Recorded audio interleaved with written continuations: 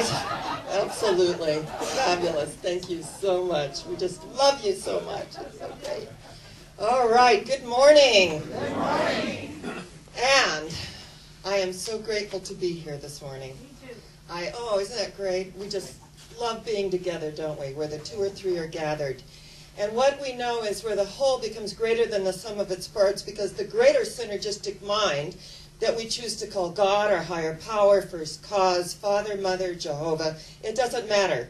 But to realize that which is within us is greater than that which resides in the outer world of conditions, appearances, and effects. We are here in the sanctuary of our own heart and soul in community. So I bless you for being here. We know that nothing happens by chance, that we have a divine appointment on this glorious day. And I welcome our viewing audience and all the wonderful mail that we receive from the Interfaith Spiritual Center messages. We do not charge for these services. We just put it out on Facebook and the website. And we love it when we receive donations, because it means somebody felt within them that they were moved and that they were touched, and they want to give to a purpose larger than themselves. So you, as community, are supporting all of that energy. And as we come together to acknowledge that we are creating a new matrix for 2012. We've heard so much about 2012. I've had people, emailing me, are these the last days? And it's so interesting because these are the beginning days. These are the days of the spiritual age, where those things that are coming up to be healed are surfacing, so that we can look at them and we can release all that no longer serves in our lives and not give energy to it.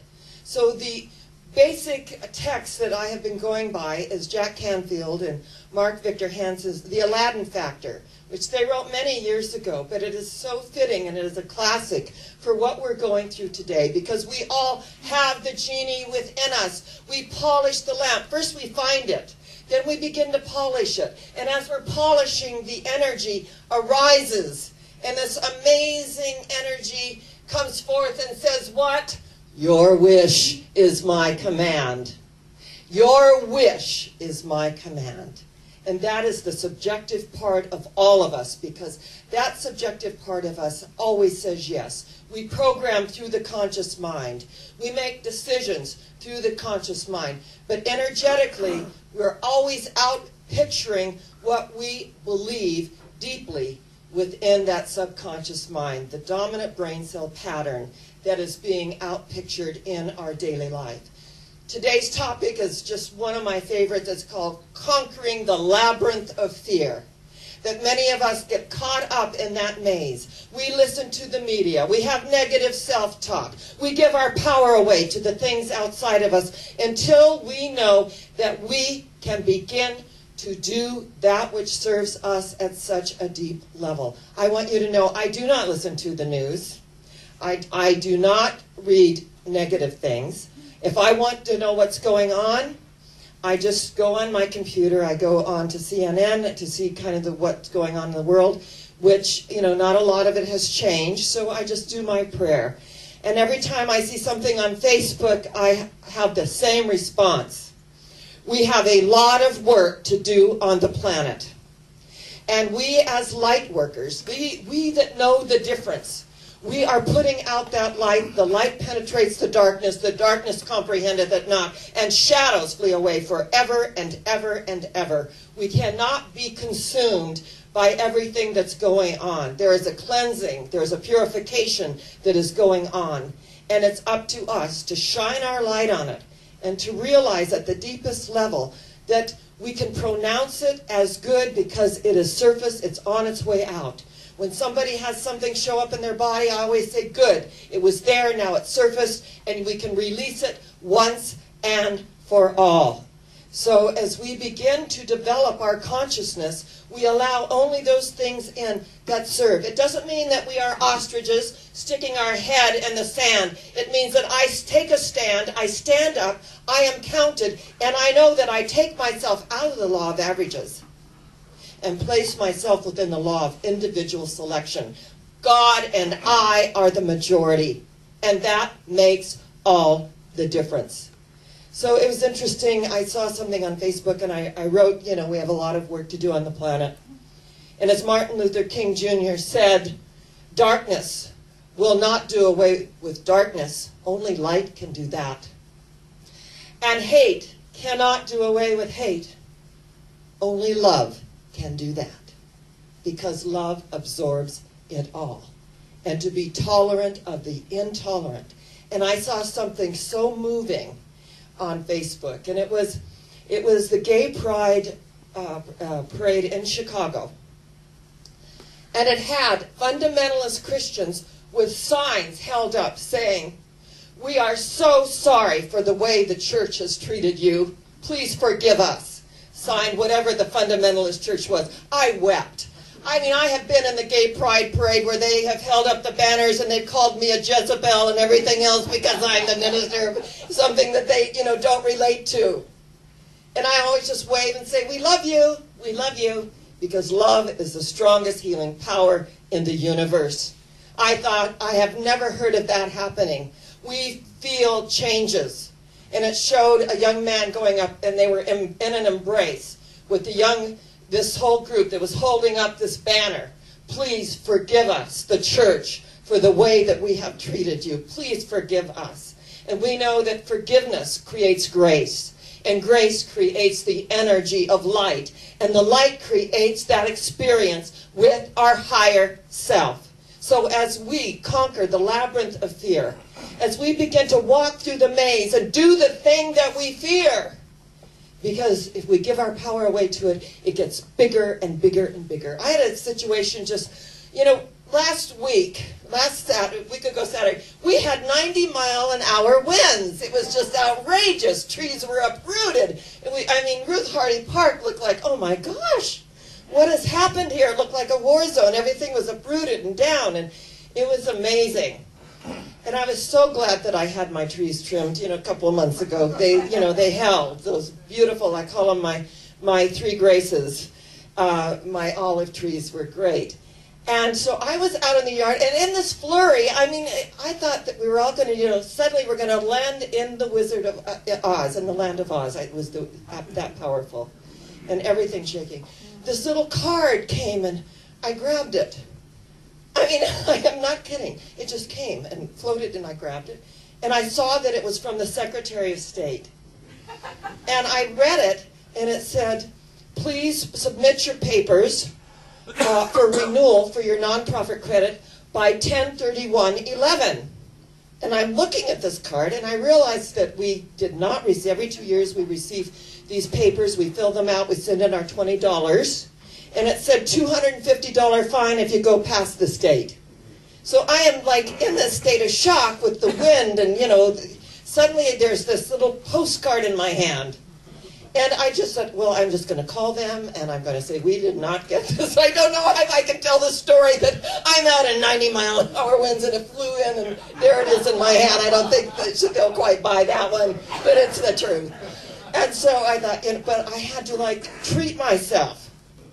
I had to like go within and just know that I'm going to get a wonderful person, you know, in Sacramento, in the Secretary of State's office. I'm going to get that one person that just loves everyone. And I just had to really treat myself, and you know, and I wanted to dress up, and just like I was there with them, and I did the whole thing. And then I made the call, and I said, you know, we did not receive our forms. And she said, well, we sent out a little postcard. Did you get that? I said, you don't want to know. You don't want to know. So I said, well, not really. That was the truth. Not really by 10/31/11. She goes, we sent those way out last summer. I said, well, not really. She said, okay. You go online. You go to thestate.gov, all this. She stayed with me every step of the way. I said, well, I'm concerned about this. It's $20. I'm concerned about the $250 fine. Oh, she said, you're within the 90 days. Oh, thank you, God. I mean, if we have to have a windstorm and it, you know, floats in my energy field, let it be before the 90-day, you know, cutoff date. So got online, did the thing, put the credit card in, $20, you know, I want you to know everything you give today is going to be credited to the government. So we're in good standing. But I had to actually treat myself, and I noticed that if it says IRS or any of that kind of stuff, that we all kind of universally take, kind of take a deep breath, and maybe our heart starts pounding. Do the thing, and you have the power. When we do the thing that we fear, energetically it all disappears in the natural process of life itself. The labyrinth of fear brings up all kinds of things from childhood. The main thing of the Aladdin factor is to ask for what you want, to do the thing, to come forth, to take action. Faith without works is dead. We have to put the works with the faith. Be ye doers of the word and not hearers only, deceiving thine own selves. Because we can talk and talk and talk about it. But if we do the thing and we begin to learn, and one of the main factors in the Aladdin factor is be awkward. If you don't know something, we can kind of be awkward like we were when we learned to drive the car or get on the bicycle. That sometimes we don't feel that we know, we don't ask the right questions. And one of the things that Louise Hay shared with me is she said, I am always on the cutting edge of technology. That stimulates my brain cells. And I thought, I have kind of a thing, about technology. And I have said that I am not mechanically inclined, and the universe agreed with me. And, putting out those kinds of thoughts.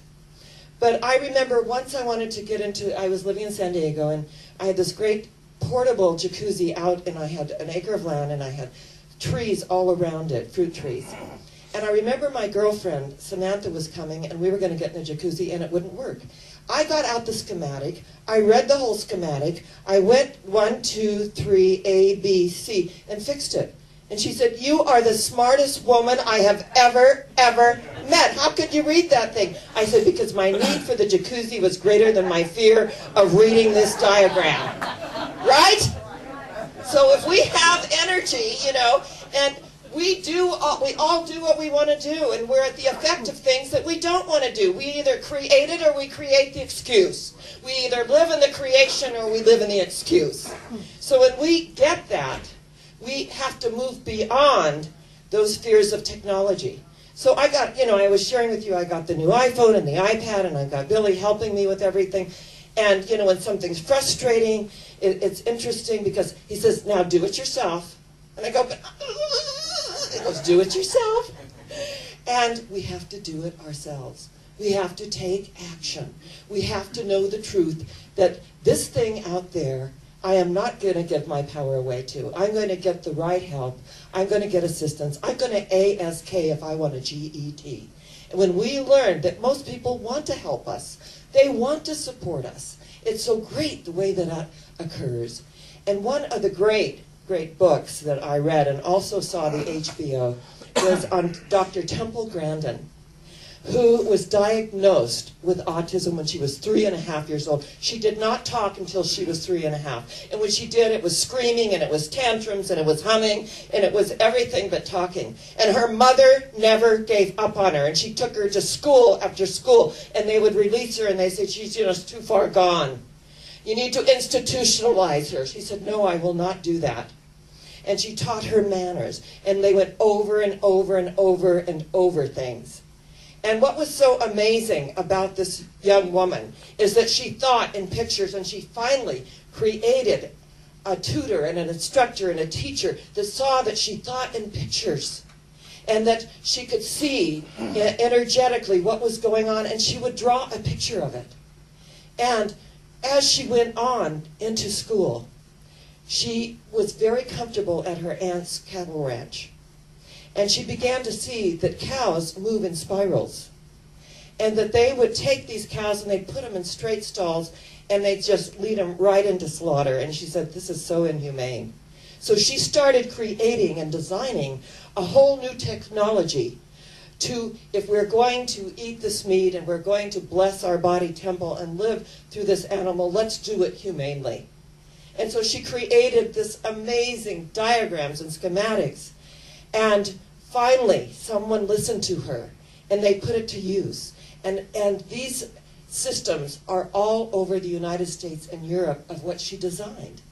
And what she said is that when I would start to go into my panic, my mother said, when you start to panic, you visualize a door opening in front of you. And I thought that is good advice for every single one of us. When we start to panic in life, we visualize an open door. Behold, I set before thee an open door, and no man can shut it.